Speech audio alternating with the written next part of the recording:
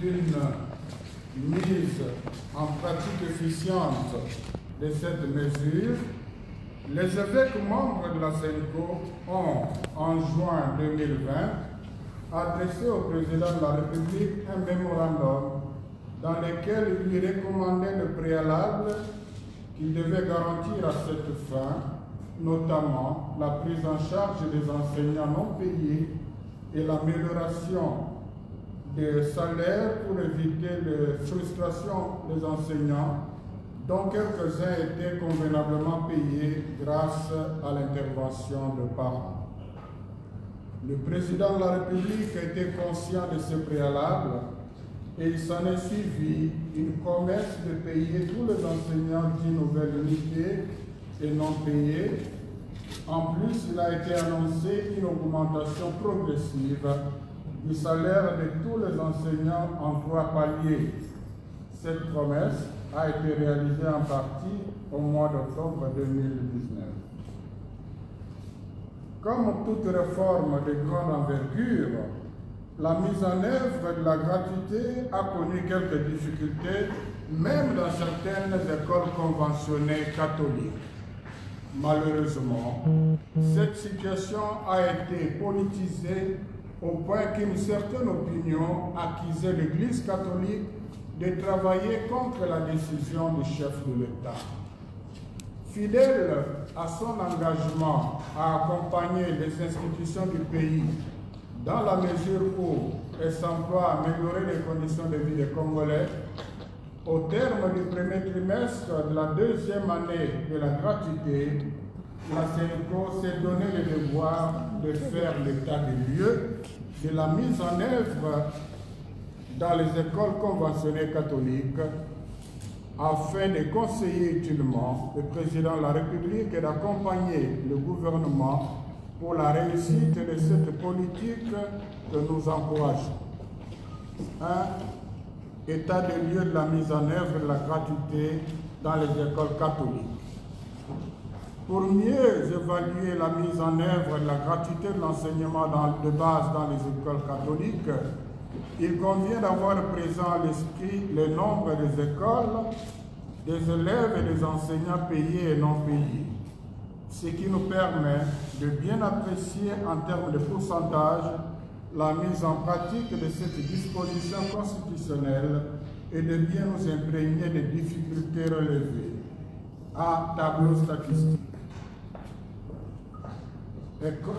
Au niveau maternel, nous avons 724 écoles, 53 373 élèves et 3 273 enseignants.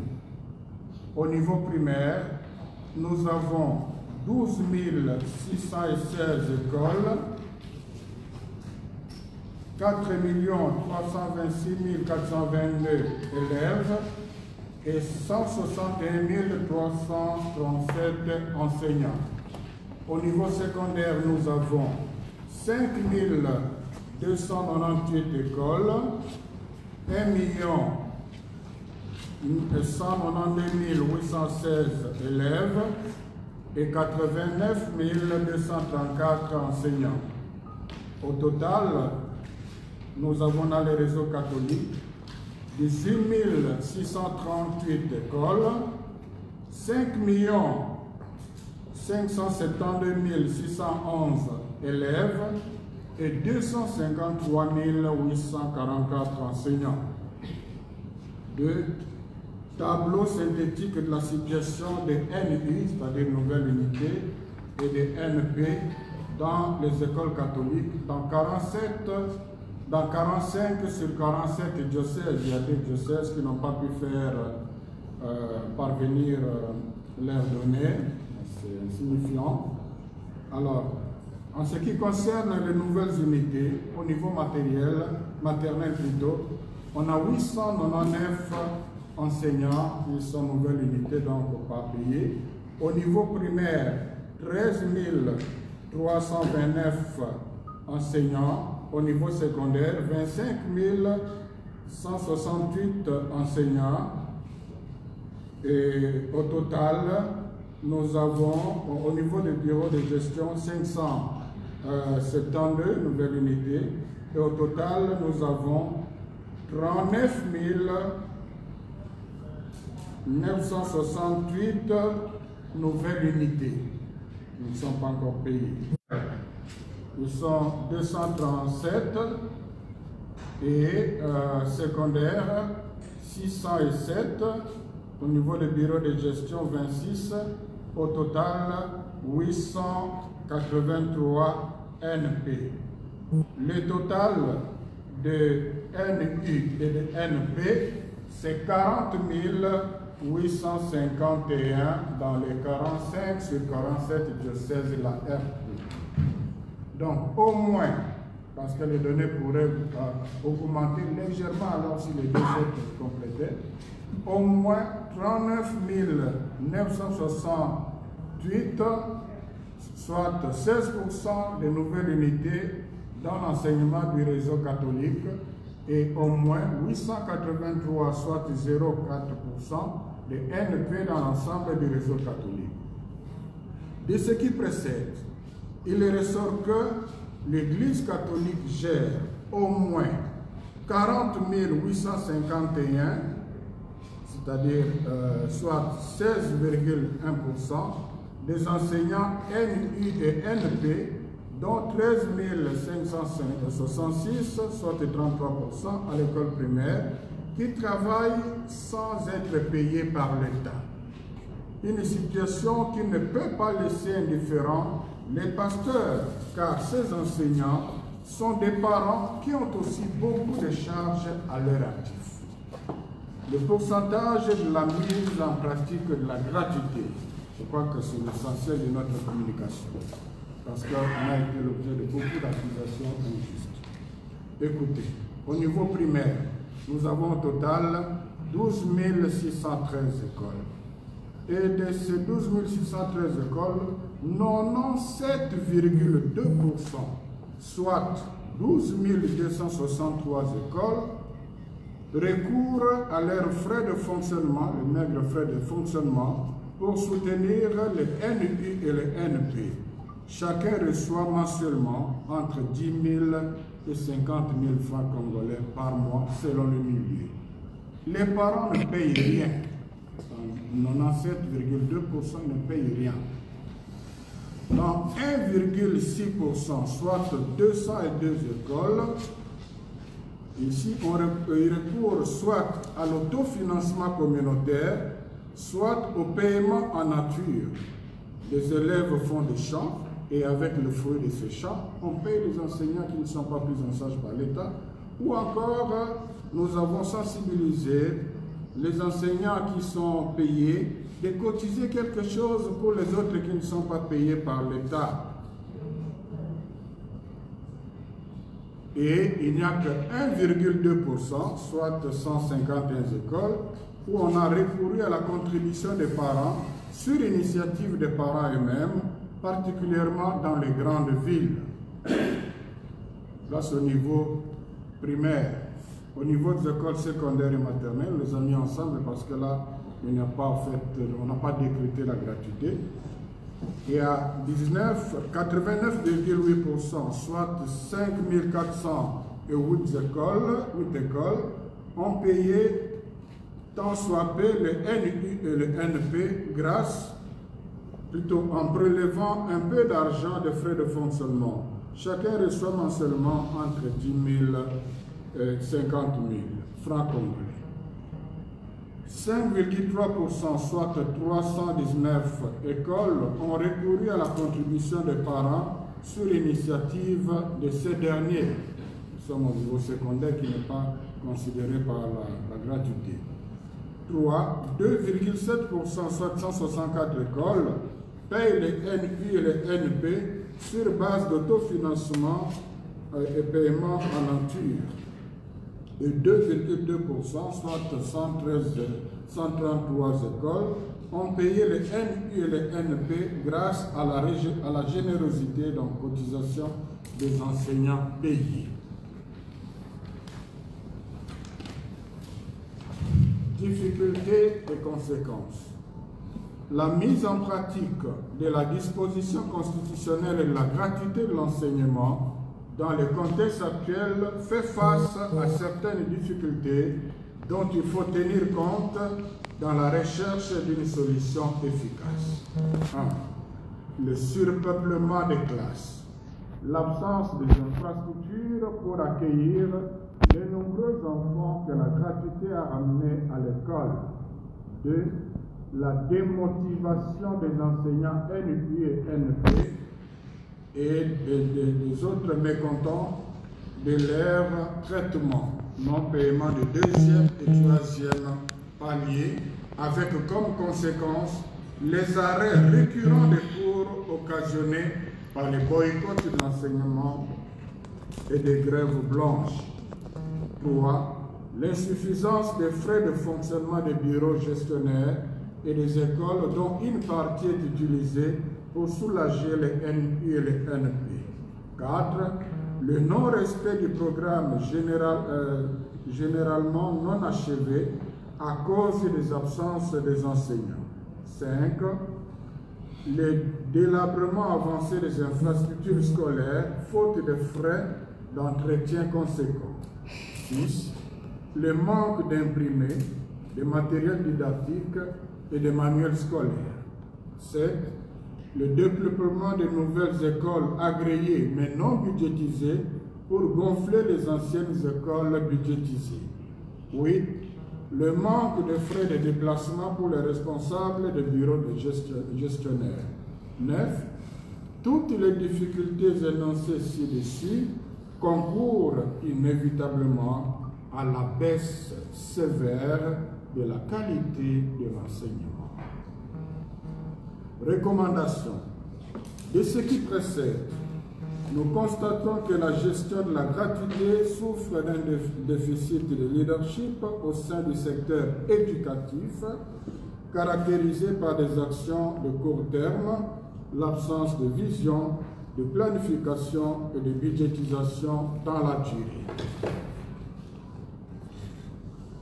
Plusieurs instructions du ministère et du secrétariat général ont visé les effets et non des problèmes de fond. Dans certains cas, ils ont eu pour conséquence d'ouvrir des brèches défavorables à la bonne gestion et à la consolidation de la gratuité. 11.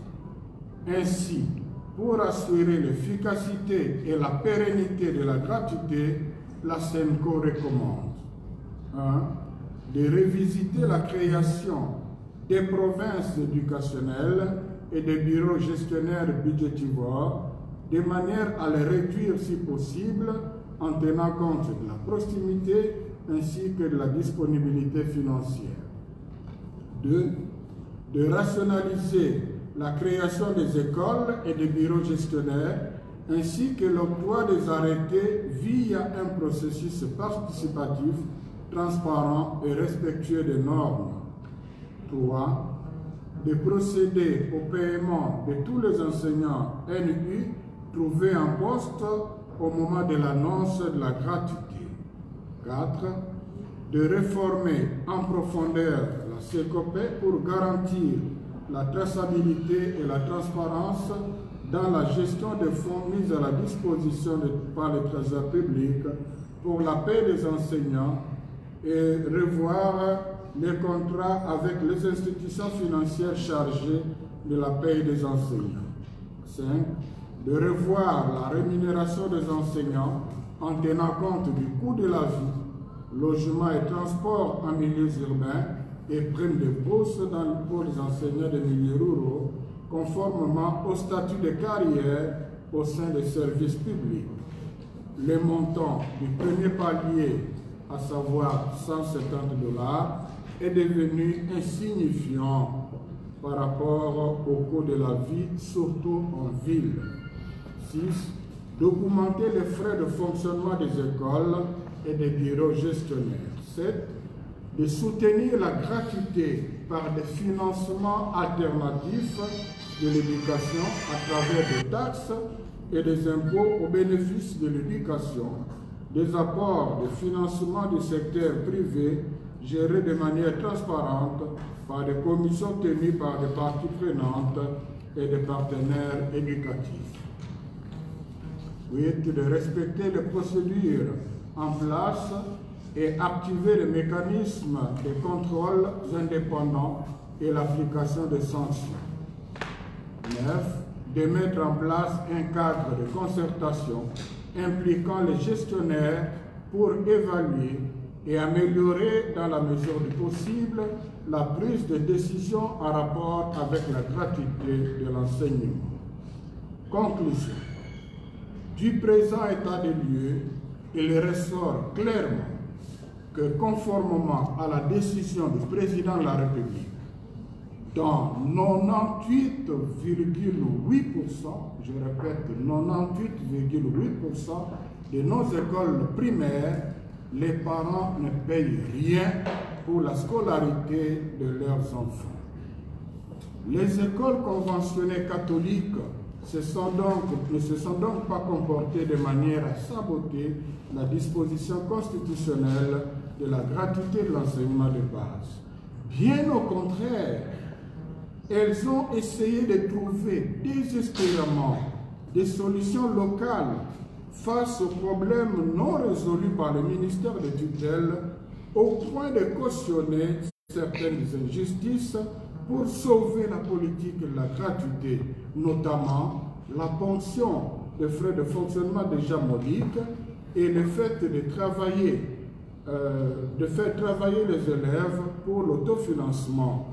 Encore que les résultats de ces solutions injustes n'en sont pas une. Comment un enseignant peut-il vivre avec 10 000 francs congolais, soit 5 $ mensuellement, où qu'il soit dans le Congo? Et j'ai oublié de mentionner ici le fait que l'Église a travaillé pour solliciter la solidarité, les cotisations de ceux qui reçoivent quelque chose, même si ce n'est pas beaucoup, pour pouvoir dispenser les parents de payer. Donc tout ça, c'est pour sauver la politique de la gratuité. Quant à 1,2% des écoles de grandes villes où les parents sont amenés à contribuer, la SENCO considère que c'est une désobéissance qu'il ne faut pas encourager, mais qu'il faut aussi gérer avec humanité, considérant la condition de ces enseignants et les conséquences des manques d'une solution adéquate. Somme toute, il n'y a qu'une solution efficace pour sauver la gratuité de l'enseignement, à savoir la prise en charge convenable des enseignants et des écoles par les trésors publics comme promis. La SENCO reste déterminée à accompagner le processus de la gratuité de l'enseignement de base qu'elle considère irréversible. Notre vœu est que la nouvelle gouvernance que le peuple congolais attend impatiemment se penche d'urgence sur ces dossiers, car dans les conditions actuelles, la gratuité de l'enseignement risque de se transformer en une bombe qui compromettra l'avenir de nos enfants et détruira davantage notre pays, la RDC. Je vous remercie.